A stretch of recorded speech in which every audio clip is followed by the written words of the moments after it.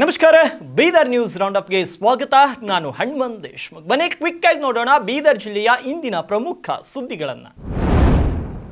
ಬೀದರ್ ನಗರಸಭೆಯಿಂದ ವಿದ್ಯುತ್ ಚಿತಗಾರ ನಿರ್ಮಿಸದೆ 50 ಲಕ್ಷ ರೂಪಾಯಿ ಹಣ ಲೂಟಿ ಹೊಡೆಯಲಾಗಿದೆ ಎಂಬ ನಗರಸಭೆ ಸದಸ್ಯ ಶಶಿ ಹೊಸಳ್ಳಿ ಆರೋಪವನ್ನು ನಗರಸಭೆಯ ಅಧ್ಯಕ್ಷ ಮೊಹಮ್ಮದ್ ಗೌಸ್ ಅವರು ಅಲ್ಲಗೆಳೆದಿದ್ದಾರೆ. ಶಶಿ ಹೊಸಳ್ಳಿ ಆರೋಪದ ವಿಚಾರವಾಗಿ ಬೀದರ್ ಜಿಲ್ಲಾ ಪತ್ರಿಕಾ ಭವನದಲ್ಲಿ ಸುದ್ದಿಗೋಷ್ಠಿಯನ್ನು ನಡೆಸಿ ಮಾತನಾಡಿದ ಅವರು, ಶಶಿ ಹೊಸಳ್ಳಿ ಅವರು ಸುಳ್ಳು ಆರೋಪಗಳನ್ನು ಮಾಡಿ ಬೀದರ್ ಜನತೆಗೆ ತಪ್ಪು ಸಂದೇಶವನ್ನ ನೀಡಲು ಹೊರಟಿದ್ದಾರೆ. ನಗರದ ಬಿವಿವಿ ಕಾಲೇಜು ಎದುರುಗಡೆ ಇರುವ ಸ್ಮಶಾನದಲ್ಲಿ ವಿದ್ಯುತ್ ಚಾಲಿತ ಚಿತಾಗಾರ ನಿರ್ಮಾಣಕ್ಕೆ ಬಿಜೆಪಿ ಸರ್ಕಾರದ ಅವಧಿಯಲ್ಲಿ ಆಕ್ಷನ್ ಪ್ಲಾನ್ ರೆಡಿ ಮಾಡಿದ್ದು, ಟೆಂಡರ್ ಕೂಡ ಆ ಅವಧಿಯಲ್ಲಿಯೇ ಆಗಿದೆ. ಚಿತಾಗಾರ ಬಂದೇ ಇಲ್ಲ ಎಂದು ಆರೋಪವನ್ನ ಮಾಡಿದ್ದಾರೆ. ಆದರೆ ವಿದ್ಯುತ್ ಚಾಲಿತ ಚಿತಾಗಾರ ಬಂದು 1 ವರ್ಷವೇ ಕಳೆದಿದೆ ಅಂತ ಆಕ್ರೋಶವನ್ನು ವ್ಯಕ್ತಪಡಿಸಿದ್ದಾರೆ.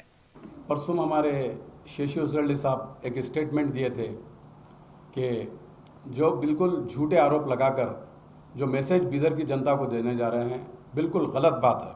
वो कैरेटम जो कि एक शमशान है भीमरेड्डी कॉलेज के सामने, और वहाँ पर एक एक्शन प्लान बनाकर बीजेपी गवर्नमेंट में 2021 में एक एक्शन प्लान के टेंडर करे. 28/2/2023 को टेंडर हुआ और उसकी सप्लाई 17/2/2024 को वो सप्लाई हुई और उसका 2024 में पेमेंट हुआ.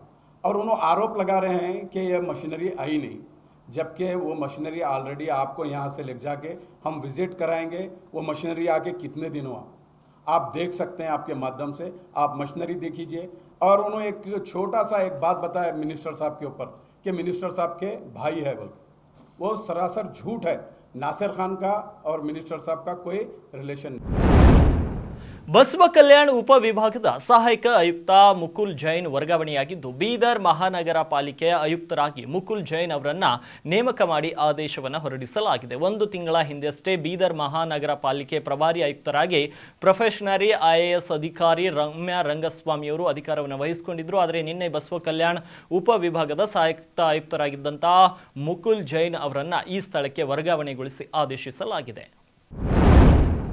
ರಾಜ್ಯದಲ್ಲಿ ಮಕ್ಕಳ ಹಿತಾಸಕ್ತಿಗಾಗಿ ಸೇವೆ ಸಲ್ಲಿಸುತ್ತಿರುವಂತಹ ಬೀದರ್ ಜಿಲ್ಲೆಯ ಭಾಲ್ಕಿ ತಾಲೂಕಿನ ಶಶಿಧರ್ ಕೋಸಂಬಿ ಅವರನ್ನ ರಾಜ್ಯ ಮಕ್ಕಳ ರಕ್ಷಣಾ ಆಯೋಗದ ಹಂಗಾಮಿ ಅಧ್ಯಕ್ಷರನ್ನಾಗಿ ನೇಮಕ ಮಾಡಲಾಗಿದೆ. ಪ್ರಸ್ತುತ ಅಧ್ಯಕ್ಷ ಕೆ ನಾಗಣ್ಣಗೌಡ ಅವರ ಅಧಿಕಾರಾವಧಿ ಪೂರ್ಣಗೊಂಡ ಹಿನ್ನೆಲೆ ಅಕ್ಟೋಬರ್ 20ರಿಂದ ಅನ್ವಯವಾಗುವಂತೆ ಪ್ರಸ್ತುತ ಖಾಲಿ ಇರುವ ಅಧ್ಯಕ್ಷ ಸ್ಥಾನಕ್ಕೆ ತಕ್ಷಣದಿಂದಲೇ ಜಾರಿಗೆ ಬರುವಂತೆ ಮುಂದಿನ ಆದೇಶದವರೆಗೆ ಶಶಿಧರ್ ಕೋಸಂಬಿ ಅವರನ್ನ ರಾಜ್ಯಪಾಲರ ಆದೇಶದ ಅನುಸಾರ ಮಹಿಳಾ ಮತ್ತು ಮಕ್ಕಳ ಅಭಿವೃದ್ಧಿ ಇಲಾಖೆಯ ಸರ್ಕಾರದ ಅಧೀನ ಕಾರ್ಯದರ್ಶಿ ಉಮಾದೇವಿ ನೇಮಕ ಮಾಡಿ ಸೂಚನೆಯನ್ನು ಹೊರಡಿಸಿದ್ದಾರೆ.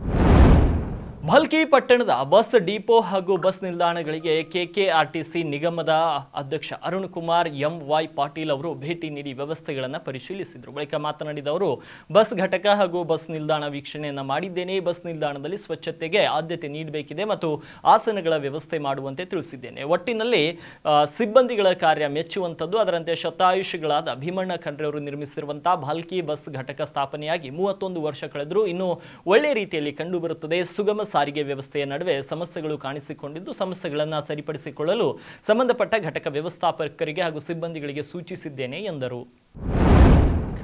ಬೀದರ್ ನಗರದ ನೌಬಾದ್ ಬಳಿ ಇಂದು ಬೆಳಗ್ಗೆ ಸಂಭವಿಸಿದ ಅಪಘಾತದಲ್ಲಿ ಒಂದು ಬೈಕ್ನ ರೈಲಿನ ಕೆಳಗೆ ಸಿಲುಕಿಕೊಂಡಿದೆ. ಕಲಬುರಗಿ ಬೀದರ್ ಮಧ್ಯೆ ಸಂಚರಿಸುತ್ತಿದ್ದ ರೈಲು ಹಳ್ಳಿಗೆ ಹತ್ತಿಕೊಂಡಿದ್ದಂಥ ಬೈಕನ್ನು ಡಿಕ್ಕಿ ಹೊಡೆದಿದೆ. ಇನ್ನು ಬೈಕ್ ಸವಾರ ರೈಲು ಬರುತ್ತಿರುವುದನ್ನು ಕಂಡು ತಕ್ಷಣ ಬೈಕ್ ಬಿಟ್ಟು ಓಡಿ ಹೋಗಿ ಪ್ರಾಣವನ್ನು ಉಳಿಸಿಕೊಂಡಿದ್ದಾನೆ. ಅಪಘಾತದಲ್ಲಿ ಯಾರಿಗೂ ಗಾಯಗಳಾಗಿಲ್ಲ. ಆದರೆ ಬೈಕ್ ರೈಲು ಕೆಳಗೆ ಸಂಪೂರ್ಣವಾಗಿ ಜಖಂಗೊಂಡಿದೆ.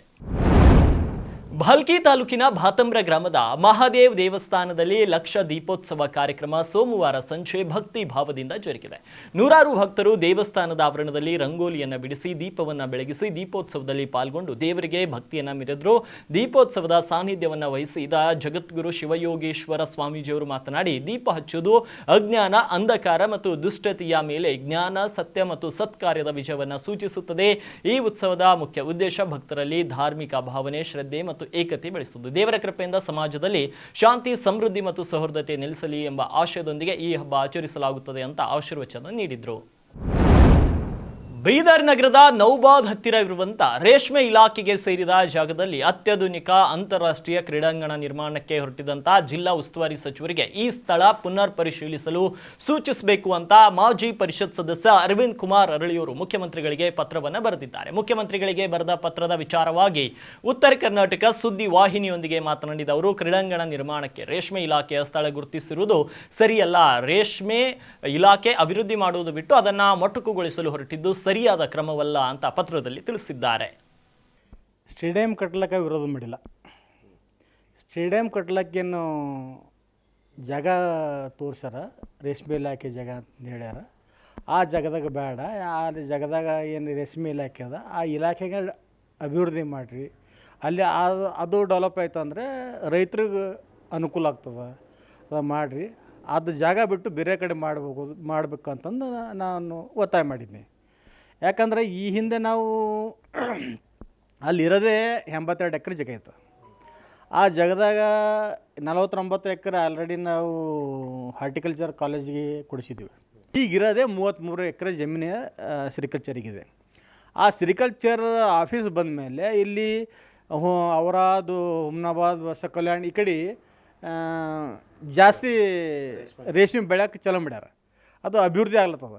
ಅಂಥ ಟೈಮಿಗೆ ಅದು ಆಫೀಸನ್ನು ಅಭಿವೃದ್ಧಿ ಮಾಡಿ ಅಲ್ಲಿ ಸ್ಟಾಫ್ಗಳು ತಂದು ಹೆಚ್ಚಿಗೆ ಇದು ಆ ಜಾಗದಾಗ ರೇಷ್ಮೆದು ಅಂತ ಒಂದು ಪ್ರಾಕ್ಟಿಕಲ್ ಮಾಡೋಕೆ ಅವ್ರಿಗೆ ಅವಕಾಶ ಬೇಕು. ಅದಕ್ಕೆ ಇರಲಿ. ಈಗ ಬೇರೆ ಯಾವುದಾದ್ರು ಸ್ಟೇಡಿಯಂ ಬೇಕಾಗಿದ್ದು ಭಾಳ ಖುಷಿ ಮಾತದ. ಇದು ನಮಗೆ ಸ್ಟೇಡಿಯಂ ಕಟ್ಟೇಬೇಕಾಗಿ ನಾವು ಹಿಂದೆ ಅನುರಾಗ್ ತಿವಾರಿ ಅವರು ಡಿ ಸಿ ಇದ್ದಾಗ ನಾವೆಲ್ಲ ಪ್ರಯತ್ನ ಮಾಡಿದ್ವಿ. KC ಒಬ್ಬ ಮೆಂಬರ್ಗೆ ಬಂದರು. ಅವ್ರಿಗೆ ಹೋಗಿ ಒಂದು ಜಾಗ ನೋಡಿ ಎಲ್ಲ ಮಾಡಿ ಒಂದು ಫೈಲ್ ಬಿಲ್ಡಪ್ ಮಾಡಿ ಜಿಲ್ಲಾಧಿಕಾರಿ ಮುಖಾಂತರ ರೀಜನಲ್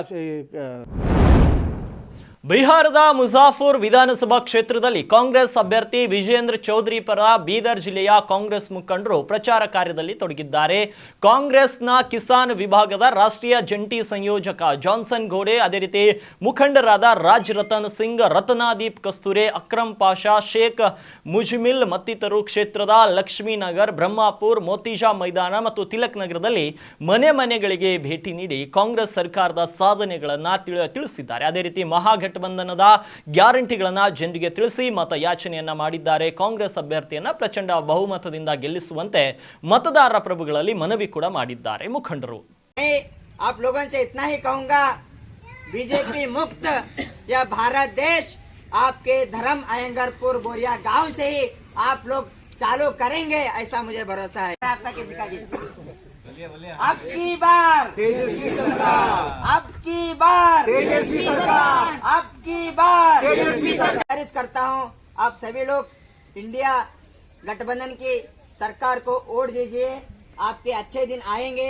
जो मोदी जी बोले थे कि मैं आने अच्छे दिन कहूँगा, हम कहते हैं मोदी जी को, मोदी जी आपके अच्छे दिन हमें नहीं चाहिए, हमारे बुरे दिन ही हमें दे दो. 400 में गैस दे दो हमें. तेजस्वी की सरकार बनाओगे, महागठबंधन की सरकार बनाओगे. ಬೀದರ್ ಜಿಲ್ಲೆಯಾದ್ಯಂತ ನವೆಂಬರ್ 3ರಿಂದ ಡಿಸೆಂಬರ್ 3ರವರೆಗೆ ಜಾನುವಾರುಗಳ ಬಾಯಿ ಕಾಲು ರೋಗ ತಡೆಯಲು ಹಮ್ಮಿಕೊಂಡಿರುವಂತಹ ಲಸಿಕಾ ಅಭಿಯಾನ ಕಾರ್ಯಕ್ರಮಕ್ಕೆ ಪಶು ಚಿಕಿತ್ಸಾಲಯ ಕಮಠಾಣದ ವೈದ್ಯಾಧಿಕಾರಿ ಡಾಕ್ಟರ್ ದಯಾನಂದ್ ಅವರು ಬೀದರ್ ದಕ್ಷಿಣ ಕ್ಷೇತ್ರದ ಕಾಡವಾದ ಗ್ರಾಮದಲ್ಲಿ ಜಾನುವಾರುಗಳಿಗೆ ಲಸಿಕೆ ಕೊಡುವ ಮುಖಾಂತರ ಚಾಲನೆಯನ್ನ ನೀಡಿದರು. ಈ ಸಂದರ್ಭದಲ್ಲಿ ಮಾತನಾಡಿದ ಅವರು, 1 ತಿಂಗಳ ಕಾಲ ಹಮ್ಮಿಕೊಂಡಿರುವಂತಹ ಲಸಿಕಾ ಅಭಿಯಾನ ಕಾರ್ಯಕ್ರಮದಡಿಯಲ್ಲಿ ಎಲ್ಲ ಜಾನುವಾರುಗಳಿಗೆ ಲಸಿಕೆ ಕೊಡುವ ಮುಖಾಂತರ ಕಾಲು ಬಾಯಿ ರೋಗ ತಡೆಯಲು ಇಲಾಖೆಯು ಕೆಲಸ ಮಾಡುತ್ತಿದೆ ಎಂದರು. ಕಾಲುಬಾಯಿ ರೋಗದ ವಿರುದ್ಧ ಲಸಿಕಾ ಕಾರ್ಯಕ್ರಮವನ್ನು 3/10/2025ರಿಂದ 3/11/2025ರವರೆಗೆ 1 ತಿಂಗಳ ಅಭಿಯಾನ ಮಾಡ್ತಾಯಿದ್ದೀವಿ. ನಮ್ಮ ಪಶು ಆಸ್ಪತ್ರೆ ಕಮಠಾಣ ವ್ಯಾಪ್ತಿಯ 8 ಹಳ್ಳಿಗಳಲ್ಲಿ ಲಸಿಕೆ ಅಭಿಯಾನವನ್ನು ಆರಂಭಿಸಿದ್ದೀವಿ. ಇವತ್ತು ಮೊದಲನೇದಾಗಿ ಕಾಡವಾದ ಗ್ರಾಮದಲ್ಲಿ ಲಸಿಕಾ ಅಭಿಯಾನವನ್ನು ಯಶಸ್ವಿಯಾಗಿ ಮಾಡಲಾಗಿದೆ. ಈಗ ಎಷ್ಟು ಜಾನುವಾರುಗಳು ಕೊಟ್ಟಿದೆ ಸರ್ ಈಗ ಸದ್ಯದೊಳಗೆ ಇದೆಯಾ? ಈಗ 125 ಆಗಿದೆ. 125 ಸರ್. ಈ ಹಸುಗಳು ಏನಾದರೂ ಎಷ್ಟು ಸಂಖ್ಯೆಯಲ್ಲಿದ್ದಾವೆ ಏನಾದರೂ ಆಗಿದೆ? ಇಲ್ಲಿಲ್ಲ, ಅದು ಆಮೇಲೆ ನಾವು ಅದೊಂದು ನಮ್ಮ ಮೈಕ್ರೋ ಪ್ಲ್ಯಾನ್ ಇರುತ್ತೆ, ಅದ್ರ ಪ್ರಕಾರ ನಾವು ಈಗ ಲೆಕ್ಕ ಇದು ಮಾಡಿ ಚರ್ಮಗಂಟು ರೋಗ ಬಗ್ಗೆದಾಗ ಏನು ಮತ್ತೆ ಏನಾರ ಪತ್ತೆಯಾಗಿದೆ ಸರ್, ಅದು ಕಡಿಮೆ ಆಗಿದೆ? ಇಲ್ಲ, ಅದೇ ಅದು ವೈರಸ್ಸಿಂದ ಬಂದಿದ್ದಕ್ಕೆ ಸ್ಪೆಸಿಫಿಕ್ ಟ್ರೀಟ್ಮೆಂಟ್ ಇರಲ್ಲ. ಆದರೂ ಅದ್ರ ಲಕ್ಷಣಗಳ ಅನುಗುಣವಾಗಿ ಟ್ರೀಟ್ಮೆಂಟ್ ಕೊಡ್ತೀವಿ. ಆಲ್ಮೋಸ್ಟ್ ಕಂಟ್ರೋಲ್ ಆಗಿ. ಸಾಲ ಬಾಧೆ ತಾಳಲಾರದೆ ರೈತನೋರ್ವ ನೇಣು ಬಿಗಿದುಕೊಂಡು ಆತ್ಮಹತ್ಯೆ ಮಾಡಿಕೊಂಡ ಘಟನೆ ಬೀದರ್ ತಾಲೂಕಿನ ಚಾಂಬಾಳ್ ಗ್ರಾಮದಲ್ಲಿ ನಡೆದಿದೆ. ಚಾಂಬಾಳ್ ಗ್ರಾಮದ ಗುಂಡೇರಾವ್ ಆತ್ಮಹತ್ಯೆ ಮಾಡಿಕೊಂಡಂತ ರೈತ ವಿವಿಧ ಬ್ಯಾಂಕುಗಳಿಂದ ಸುಮಾರು 2 ಲಕ್ಷ ರೂಪಾಯಿ ಸಾಲ ಮಾಡಿದ್ರು. ಆದರೆ ಸಾಲ ಮರುಪಾವತಿಸಲಾಗದೆ ಮಾನಸಿಕವಾಗಿ ಖಿನ್ನತೆಗೆ ಒಳಗಾಗಿ ನೇಣಿಗೆ ಶರಣಾಗಿದ್ದಾರೆ ಎನ್ನಲಾಗುತ್ತಿದೆ. ಇನ್ನು ಮೃತ ಗುಂಡೇರಾವ್ ಅವರಿಗೆ ಸುಮಾರು 4 ಎಕರೆ 12 ಗುಂಟೆ ಜಮೀನಿತ್ತು. ಹೊಲದಲ್ಲಿ ಕೃಷಿ ಮಾಡಲು ವಿವಿಧ ಬ್ಯಾಂಕ್ಗಳಿಂದ 2 ಲಕ್ಷ ರೂಪಾಯಿ ಸಾಲವನ್ನು ಮಾಡಿದ್ರು. ಆದರೆ ಮಳೆಯಿಂದ ಸಂಪೂರ್ಣ ಬೆಳೆ ಹಾಳಾದ ಹಿನ್ನೆಲೆ ಮನನೊಂದು ಆತ್ಮಹತ್ಯೆ ಮಾಡಿಕೊಂಡಿದ್ದಾರೆ ಅಂತ ಮೃತ ರೈತನ ಪತ್ನಿ ದೂರಿನಲ್ಲಿ ತಿಳಿಸಿದ್ದಾರೆ. ಈ ಘಟನೆಯು ಜನವಾಡ ಪೊಲೀಸ್ ಠಾಣೆ ವ್ಯಾಪ್ತಿಯಲ್ಲಿ ಜರುಗಿದೆ. ಬೀದರ್ ಜಿಲ್ಲೆಯ ಬಸವ ಕಲ್ಯಾಣ ತಾಲೂಕಿನಲ್ಲಿ ಕನ್ನಡ ಭಾಷೆಗೆ ಬೆಲೆ ಕೊಡದ ಬ್ಯಾಂಕ್ ಮ್ಯಾನೇಜರ್ ಬಸವ ಕಲ್ಯಾಣ ನಗರದಲ್ಲಿರುವಂತಹ ಬರೋಡಾ ಬ್ಯಾಂಕ್ನಲ್ಲಿ ಕನ್ನಡ ಭಾಷೆಗೆ ಆದ್ಯತೆಯನ್ನೇ ನೀಡುತ್ತಿಲ್ಲ ಅಂತೆ. ಖುದ್ದು ಇಲ್ಲಿನ ಬ್ಯಾಂಕ್ ಮ್ಯಾನೇಜರ್ ಅವರು ಎಟಿಎಂ ಕುರಿತು ಕನ್ನಡದಲ್ಲಿ ಸಾರ್ವಜನಿಕರೊಬ್ಬರು ಪ್ರಶ್ನೆ ಮಾಡಿದರೆ ನೀವು ಮೊದಲು ತೆಲುಗು ಇಲ್ವೇ ಹಿಂದಿ ಮಾತನಾಡಿ ಅಂತ ಗ್ರಾಹಕರೊಬ್ಬರಿಗೆ ಹೇಳುತ್ತಿರುವ ವಿಡಿಯೋ ಒಂದು ವೈರಲ್ ಆಗುತ್ತಿದೆ. ನೀನೇ ಬೇಕಾದ್ರೆ ಹಿಂದಿ, ತೆಲುಗು, ಇಂಗ್ಲಿಷ್ನಲ್ಲಿ ಮಾತನಾಡಿ, ಕನ್ನಡ ನಮಗೆ ಬರುವುದಿಲ್ಲ ಅಂತ ಬಸವ ಕಲ್ಯಾಣ ಶಾಖೆಯ ಮ್ಯಾನೇಜರ್ ಅವರೇ ಸಾರ್ವಜನಿಕರಿಗೆ ಹೇಳುತ್ತಿದ್ದಾರೆ. ಶರಣರ ನಾಡು ಬಸವ ಕಲ್ಯಾಣದಲ್ಲಿಯೇ ಕನ್ನಡದ ಕಗ್ಗೋಲೆಯಾಗುತ್ತಿರುವುದು ವಿಪರ್ಯಾಸದ ಸಂಗತಿಯಾಗಿದೆ. ಈ ಬ್ಯಾಂಕಿಗೆ ಬರುವ ಸಾರ್ವಜನಿಕರು ವಯೋವೃದ್ಧರು, ಮಹಿಳೆಯರಿಗೆ ಹೆಚ್ಚಾಗಿ ಕನ್ನಡ ಬಿಟ್ಟು ಬೇರೆ ಭಾಷೆ ಬರುವುದಿಲ್ಲ. ಅಂತಹ ಸಾರ್ವಜನಿಕರು ಏನ್ ಮಾಡಬೇಕು ಅನ್ನೋ ಯಕ್ಷ ಪ್ರಶ್ನೆ ಇದೀಗ ಎದುರಾಗಿದೆ. ಇವಾಗಿದ್ವು ಬೀದರ್ ಜಿಲ್ಲೆಯ ಇಂದಿನ ಪ್ರಮುಖ ಸುದ್ದಿಗಳು. ಮತ್ತೆ ನಾಳೆ ಭೇಟಿಯಾಗ್ತೀನಿ ಬೀದರ್ ನ್ಯೂಸ್ ರೌಂಡ್ ಅಪ್ನಲ್ಲಿ.